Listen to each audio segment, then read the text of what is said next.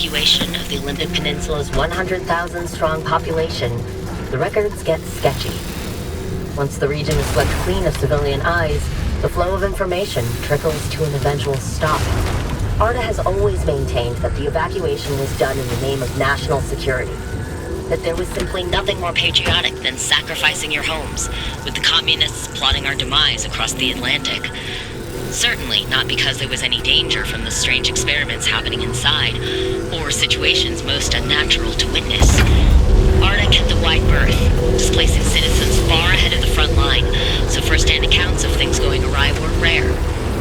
Rumors spread fast, and everyone had some story about a distant relative whose pet changed in inexplicable ways, or a friend of a friend who followed strange lights into the woods and never returned. Once the civilians cleared out, the R.A. employees moved in. Scientists, officials, support staff, and their families made the Olympic Exclusion Zone home, reaching anywhere from 300 to 1,000 in total at its peak. What any of them were doing in the zone was kept hush-hush, but the population just outside the walls found secrecy irresistible. Every shipment of raw material, out-of-season weather pattern, and inexplicable light or sound became the talk of the town for the first decade of the zone's existence.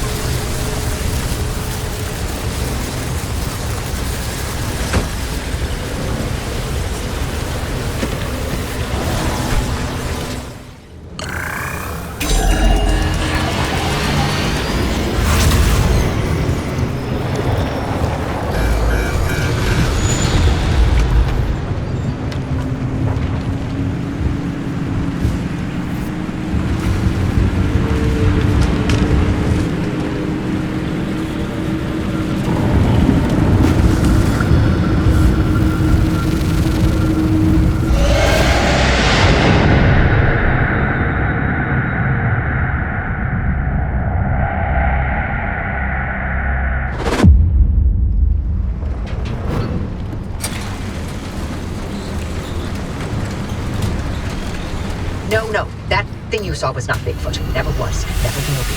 Don't let Tobias and Francis fill your head with that nonsense.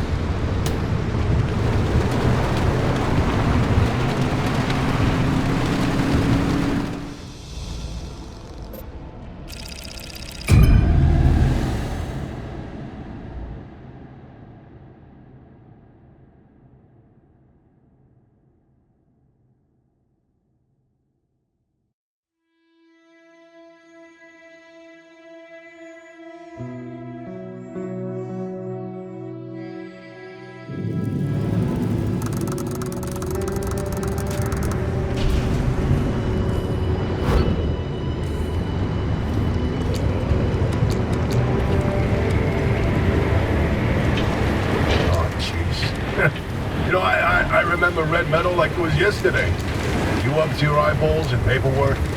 Francis coated in chalk dust from the blackboards. You mistaking my lab notes for trash pile and throwing away weeks of work? Yeah, it'd be nice to see it again. They bulldozed that facility to the ground. There's nothing left to reminisce about.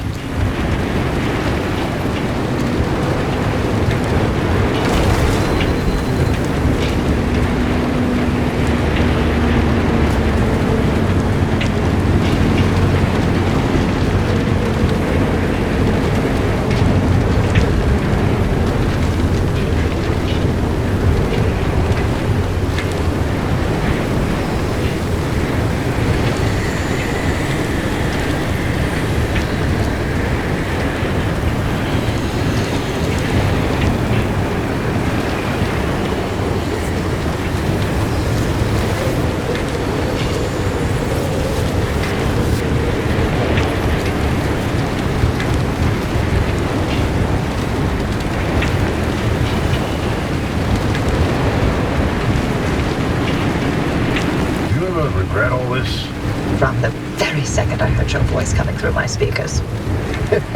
I mean, everything that happened, handing over Lim, the way the project ended, it comes to reality. Your career, the entire damn Olympic Peninsula, which is still here. So are you. You chose your urban legends over everything else. And you wonder if I regret it. Oh, I have no interest in regret.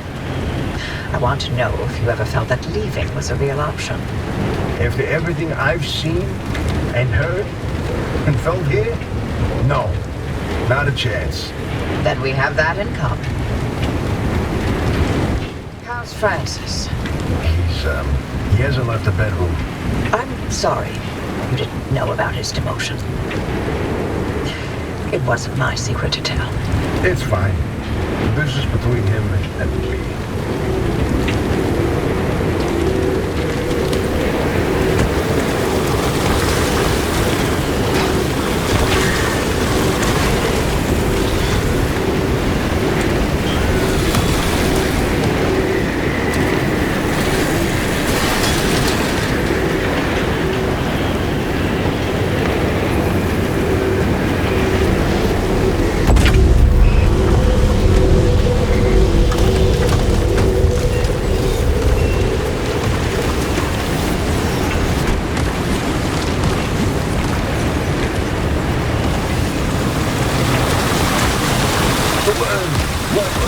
What did Alan tell you about his work? He was second in command of Dr. K's lab after all. Alan didn't discuss his work with me, nor did I share mine with him. Wait, you were head of the whole stinking department. You must have known something about what their lab was doing. And if there was anything useful to be found, I'd have sussed it out already. That's all I did after the accident. Try and fail to find any answers.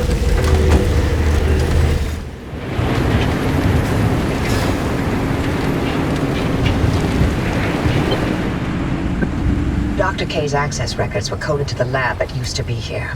I'm feeling less optimistic by the second. Now to scour this place clean. Something's here. We just can't see it. Oh, following a hunch. Not your usual M.O., Hoppy. No, But being suspicious of order is.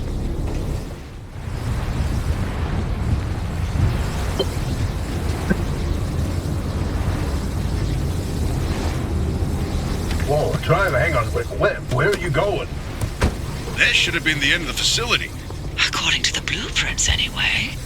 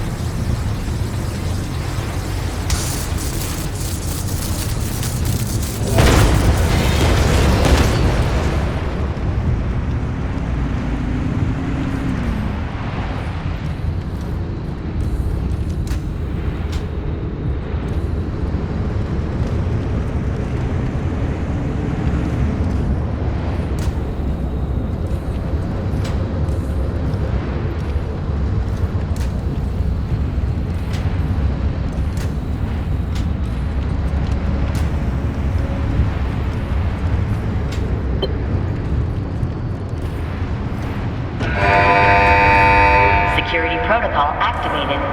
Scan artist security credentials immediately.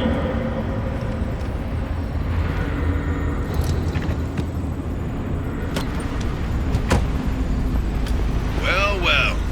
After all these years, and Anna still has something to hide. We're definitely onto something now. Driver, anything you find down there, scan and transmit it back to us. We'll work on disengaging the security protocol.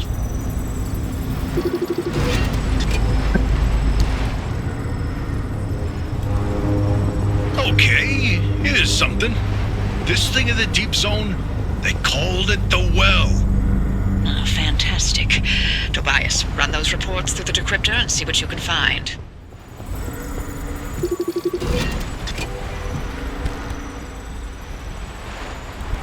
Oh, you'll like this, Tobias. Your remnant origin story, if you will. Let me guess. You're about to ruin a good urban legend with a bunch of sides. Fine, I'll read this one myself. Nice work, driver. We'll review these and summarize our findings after.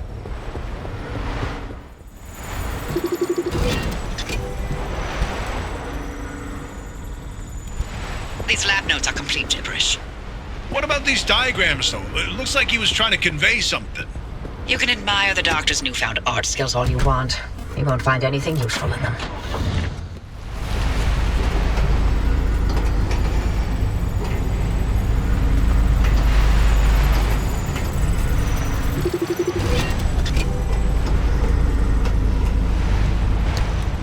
This is a decrypted record of the accident. Hoppy, are you sure you want to hear this? It's got details about Ellen's final moments. It's been over 30 years. I'm past ready.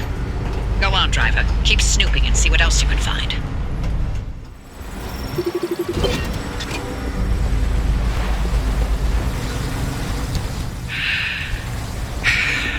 Alan's lab notes. Maybe my late husband sent us something useful from the grave after all. And you're all clear. Give us a moment. We'll let you know what we found in all this data. You can make your way back to the auto shop after you're done scouring the place. And driver, thank you.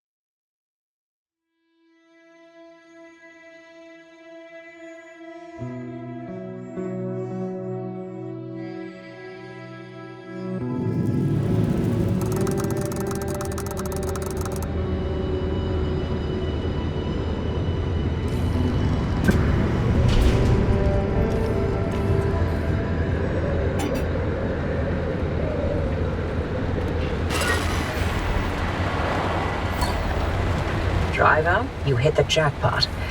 We've got a lead on what you're heading toward in the deep zone. Tobias, give us the rundown about the well. R.Havelock classified it as a hotspot of ultra-high energy gamma radiation.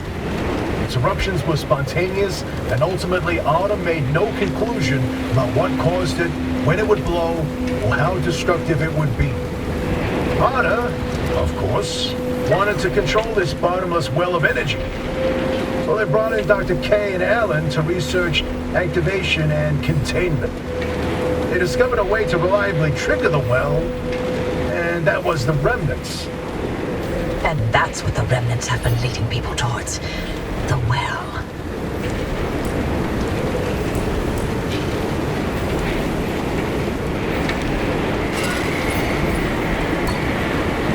This second report's a good one. Ready to hear where the remnants came from? The original remnants were created in Dr. K's lab. They aimed to create a trigger for activating the well. By infusing objects with a carefully calibrated limb wave, the ones that shared a resonant frequency would... Yeah, just get to the good stuff. You know, you'd be a much better ghost hunter if it weren't for that unfortunate attention span. Reading this makes it obvious how the remnants ended up in the wild. Wait, what? How? The gamma ray surge that caused the mass hallucination event. That energy irradiated everything within a 10-mile radius. Objects with the right characteristics absorbed that energy and became the remnants people found out in the zone. Wow. Francis would get a kick out of that one. I'll tell him later.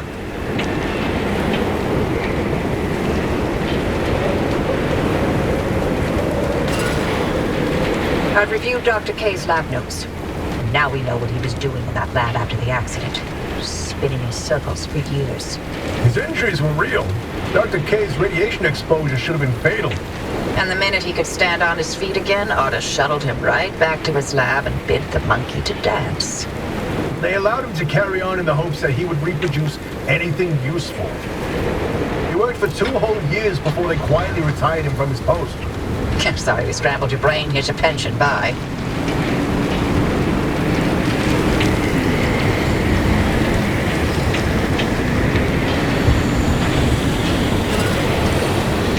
You got that accident record ready, Tobias? It's time. Okay, then. September 14, 1961. Otis finalized report on what happened that night. Dr. K and Alan were testing the activation potential of lab-created remnants.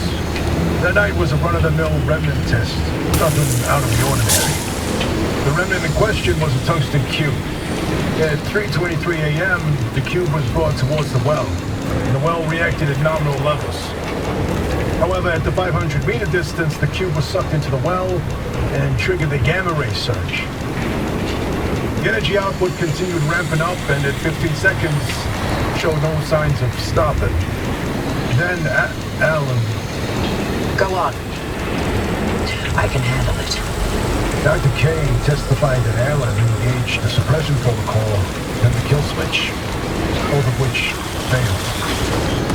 Dr. K ordered Alan to get to safety, but Alan insisted on staying at the controls. Only when he flipped the radiation polarity did the energy output plateau, then collapse back into itself.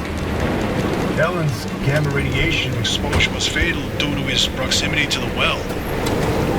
If it weren't for him, the entire zone might have gone under. That's who Alan was. Loyal until the very end. I'm sorry, Abby. I'd expect nothing less from him.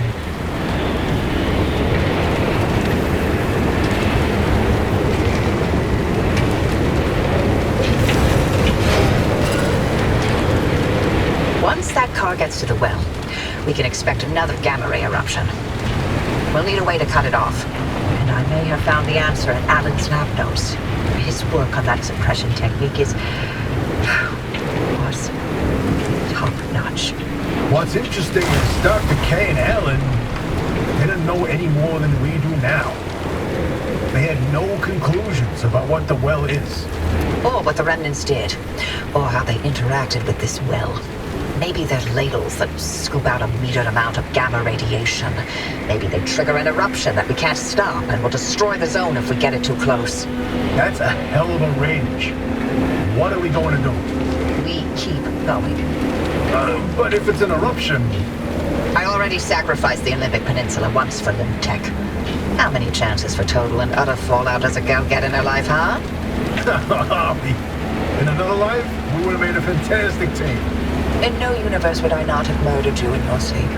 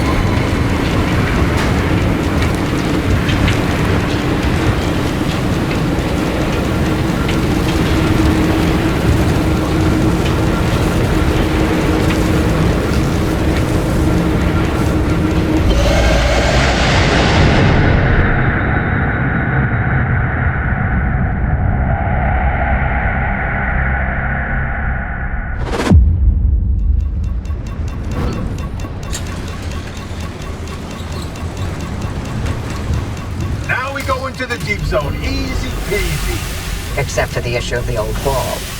Right, yeah. That. You got some genius idea up your sleeve, huh? Is that how you think it works? A scientist conjure up genius at will. Well, yeah. Do you? Well, in this case, I do. But don't expect it to work like that every time. Driver, the quarantine checkpoints will be the best way through the old wall, but they're death traps in their own right. But I designed something to help. Check out the blueprints I sent over.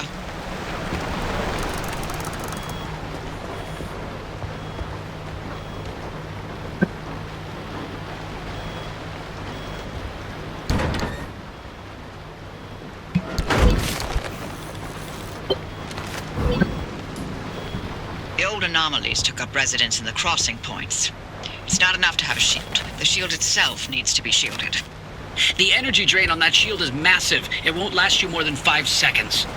Yes, and? You'll need to recharge on the go, but the deep zone's grid is completely dark. You know, what if we could reroute our power into the deep zone? But we'd need to jumpstart the network somehow. That car is basically the world's most overpowered electromagnet on wheels. The driver induces a current, then you open the electrical floodgates. They'd have to induce the current the entire way through the old wall while making the crossing and maintaining speed. I don't know what to tell you. If you don't believe the driver and that car's got what it takes by now, then go back to hunting ghosts. We've got a job to do here. This could work. Are you in, Francis? I don't know. Look, we have a real chance of losing everything at the old wall. I'd like to not fail this far along. How can we know this will work? We don't. That's how science works. We form a theory, and we test it, and we fail. And fail, and fail, and only sometimes do we succeed. Come on, Francis. Please? Fine. I'll do it. All right. The team is assembled. Driver, get on with building that limb shield. We'll work on spinning up the power grid in the meantime.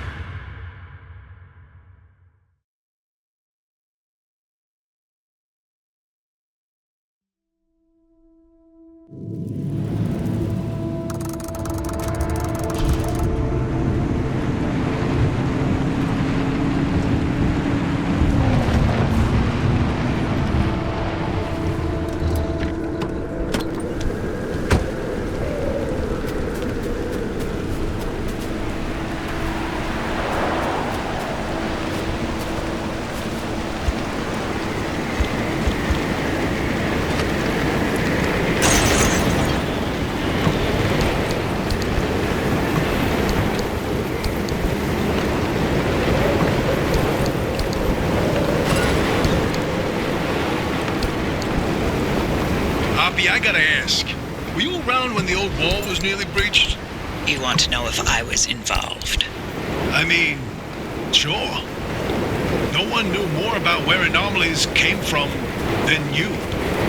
Heck, I mean, you know, the only reason anyone knew Anything about anomalies was because of the research branch that you four started to build. Yes, and we developed ways to prevent anomalies, not create them. You can't prevent something if you don't know where it's created in the first place. So you did pick up a thing or two around us scientists. All I know is, Arda didn't give two craps about anomaly prevention. You fought uphill the entire way. Never thought I'd see the day where you'd sugarcoat anything coming out of your mouth. The Harmonic Disruption Research Lab was an abject failure. No, I wasn't involved, but I stood by and let it happen. By that point, the LIM project was in a bad way.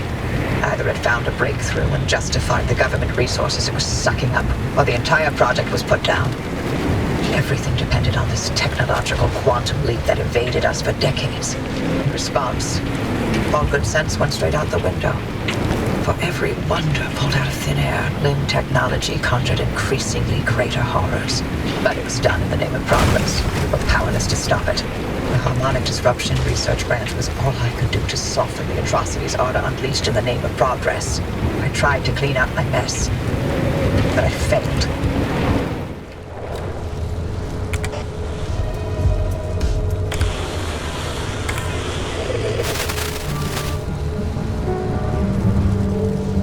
I knew I loved you, my night was friend, when I taught and dragged around, when I taught you.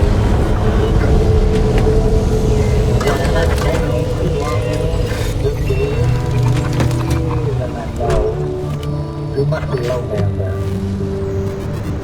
Why don't you give me a call? Because I'm lonely too. And two people in a place like this, we should be together.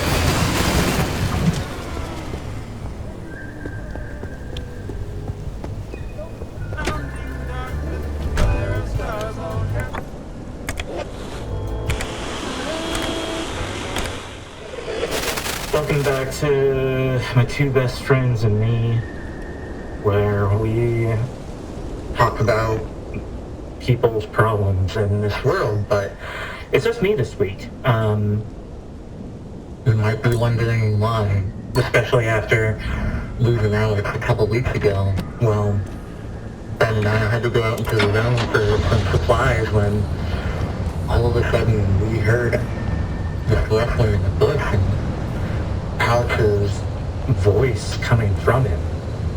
Ben ran over. As soon as he heard it, then I heard some screaming. And then silence. And then I heard Ben's voice. Sounded off. It wasn't him. Not the person I know.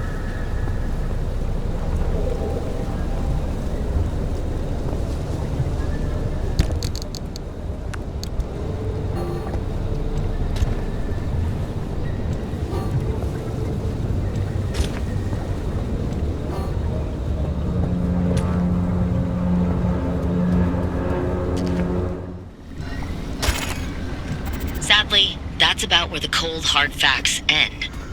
Listeners, I tried. I really did. I started my investigation in the usual fashion, digging up every piece of public record I could get. The paperwork is maddeningly typical, up until 1955. Census records, soil samples, weather reports, hand-drawn survey maps, the beginnings of satellite photos, all readily available for anyone with the patience to walk themselves into a county office. But those materials don't tell me much, and I quickly am forced to turn to more dubious sources. Before the downing of multiple passenger planes and the subsequent establishment of the no-fly zone in 1962, crude aerial photos are taken and circulated. This is where things get interesting. I find fuzzy shots of what appears to be entire mountains relocating overnight, buildings disappearing and reappearing at random, and lakes filled with water or light, depending on the time of day. The resolution is dubious, making them inkblot tests in their own right. They are the stuff of dreams among amateur investigators and conspiracy theorists alike. The most outlandish, improbable, and extremely unverifiable stories came from breachers, people rumored to have jumped, tunneled, hot air ballooned their way through the walls. If they're to be believed, there is much to be uncovered. But more on that later.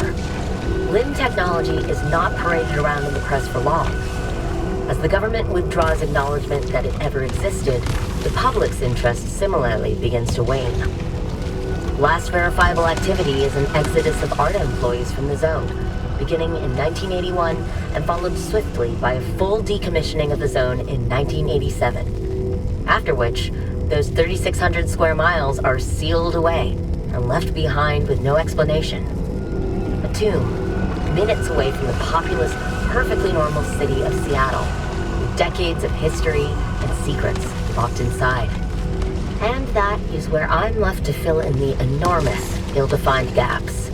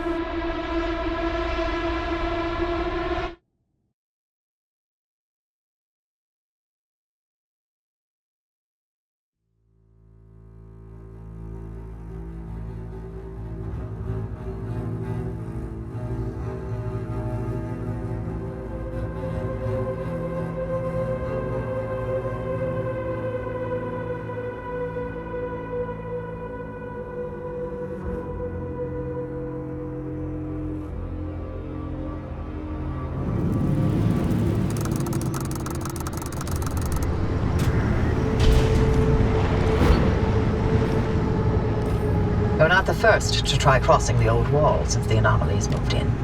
But we'll make sure you're the first to survive. Two things to keep in mind. First, to get through the old wall, there are 5 crossing points. You need to induce the electrical grid the entire way by driving the car close enough and fast enough along the conductors. You'll see them as you go. Once you jumpstart the grid, Tobias will route the mid-zone power your way, but no induction, no power, no crossing. Second, watch your battery gauge. You will live or die by that thing. Got it? Good. Start by connecting the power grid at the first crossing point. The controls will be up in the observation tower.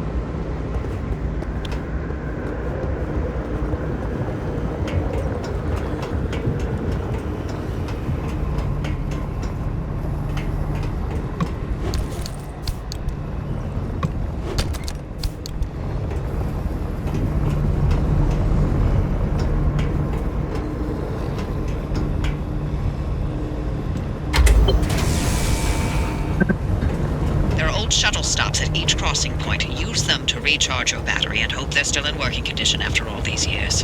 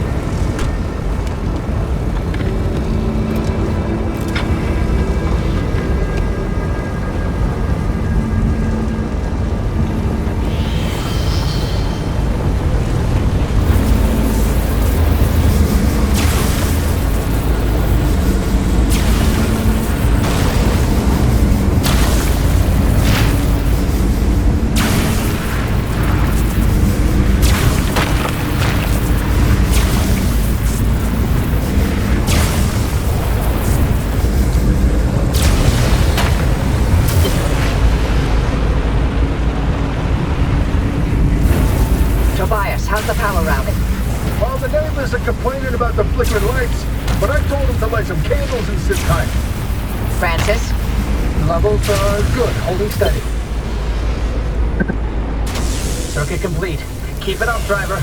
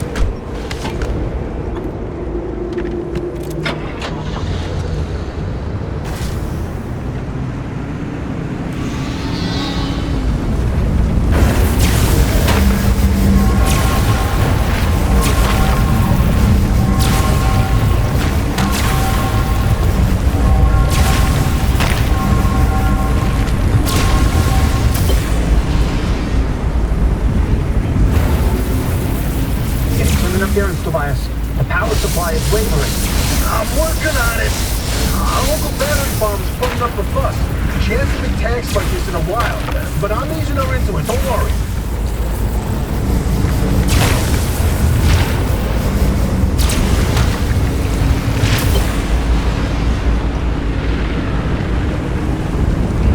Battery farms 1 through 3 are reporting total power drain. They're spent. How long to recharge? Could take up to a day. Oh, I got this.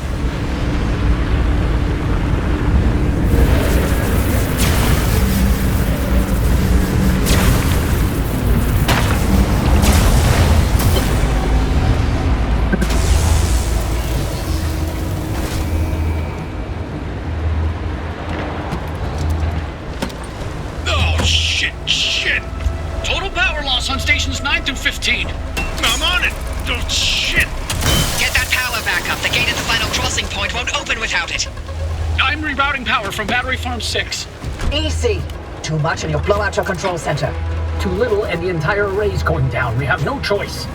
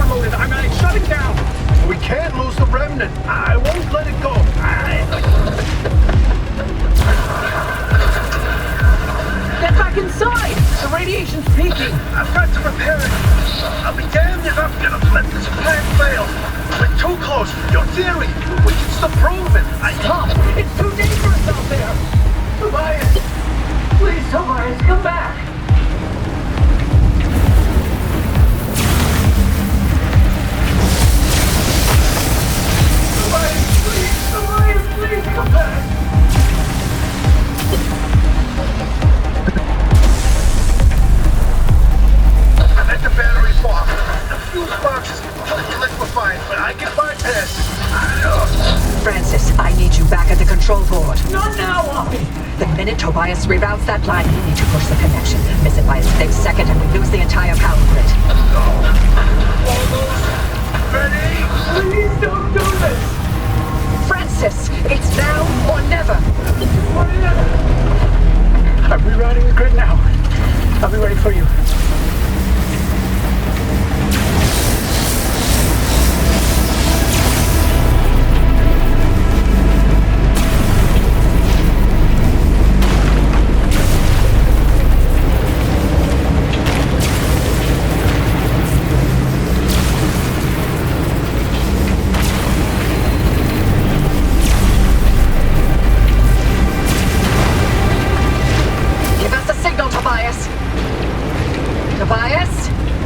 Stay with us. I got you on me. Friends. Well, what do you know? One time, I find myself out of things to say. Poppy, take care of him for me. Tobias! Francis, I love you forever. I love you forever.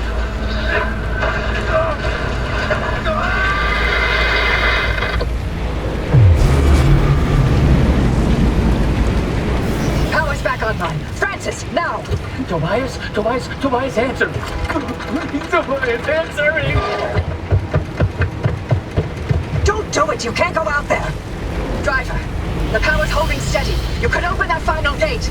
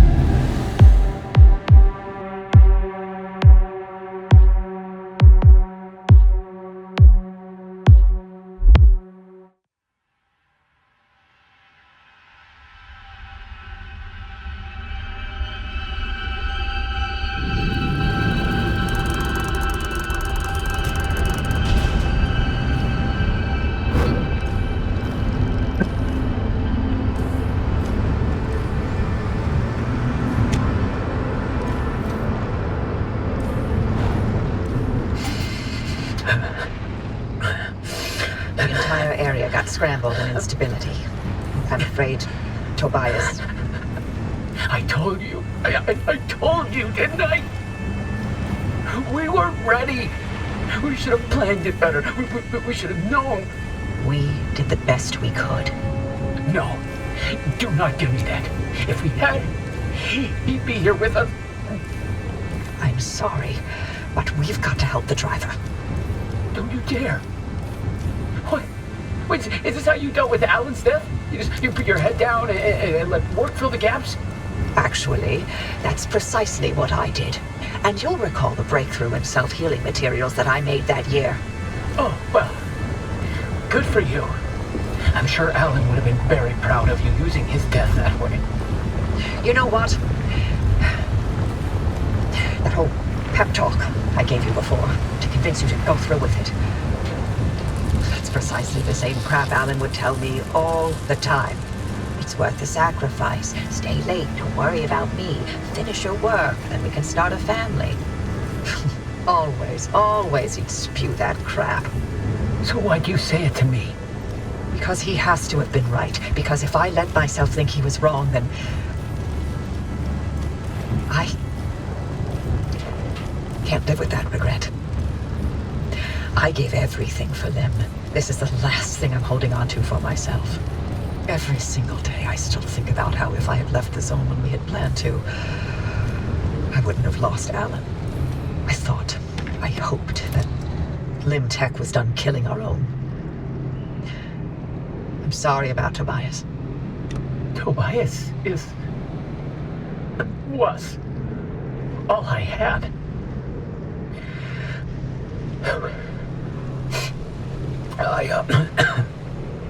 I need to sign off for a while. We'll be here when you're ready. Glad you got through, driver. Power on that stabilizer, and I'll see you back at the garage.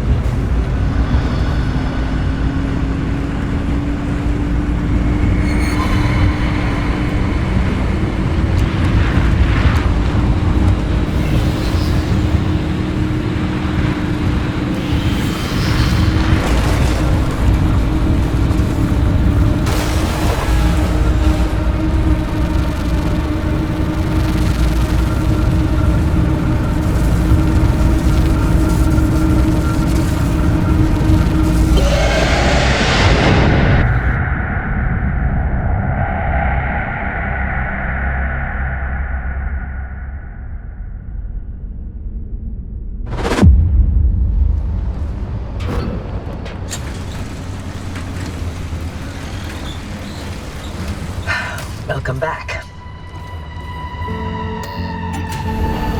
Now you know where the well is, but you're the first to step foot in the deep zone in over 15 years. And I need more time to understand Alan's suppression method. So why don't you stretch your legs and chart the deep zone while you're at it? We'll need to map a way to the well as it is.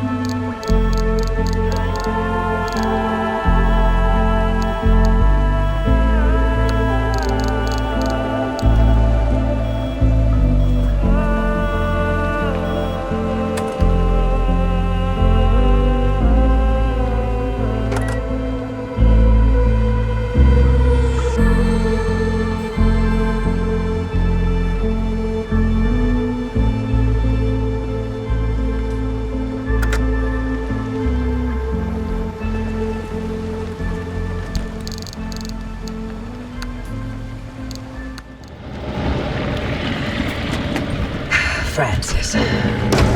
I don't know if you're listening. A while ago, you asked me why I cared so much about the remnants. It's because I saw Alan the night of the accident, during the mass hallucination. Except, I'm not sure it was a hallucination. We had a tradition. When we were both working late, he'd swing by my lab for a coffee break at some ungodly hour. That night, he visited. We talked. The coffee burnt my tongue. Nothing out of the ordinary. Seconds later, the gamma ray surge swept through the facility and the roof caved in. I looked for him in the aftermath. I couldn't find him anywhere because he hadn't been in my lab. He was ground zero at the accident site, miles away in the deep zone. But I saw him, touched him, smelled his cologne. He was there, impossibly there, more than a hallucination. You never reported that? Admit to Arda that I communed with my husband's ghost.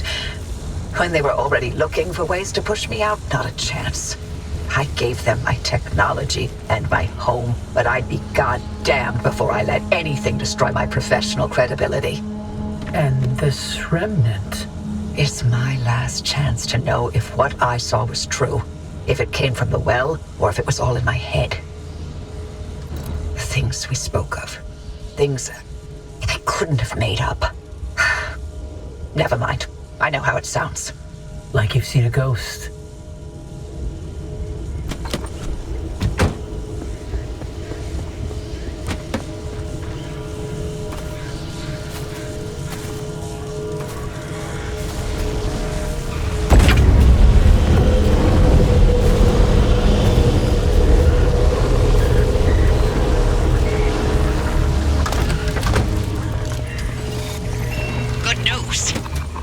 Replicate Alan's suppression method.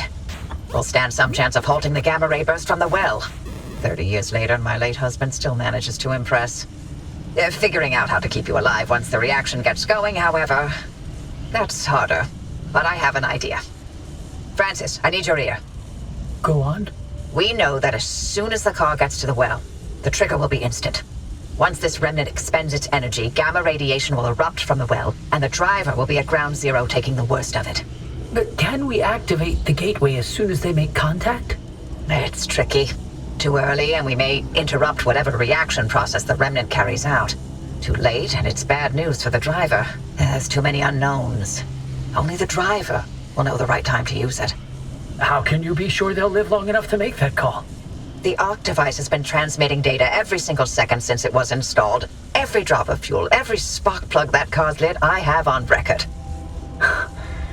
You've been running an experiment this entire time, with the driver as the guinea pig. The mere act of being alive is the biggest experiment of all, dear. Is that another one of Alan's sayings? That one's all mine. Driver, we've seen that car protect you this entire time. It's triggered a gateway in your time of need. It's ferried you back to the garage, through every circumstance and obstacle and bump in the road.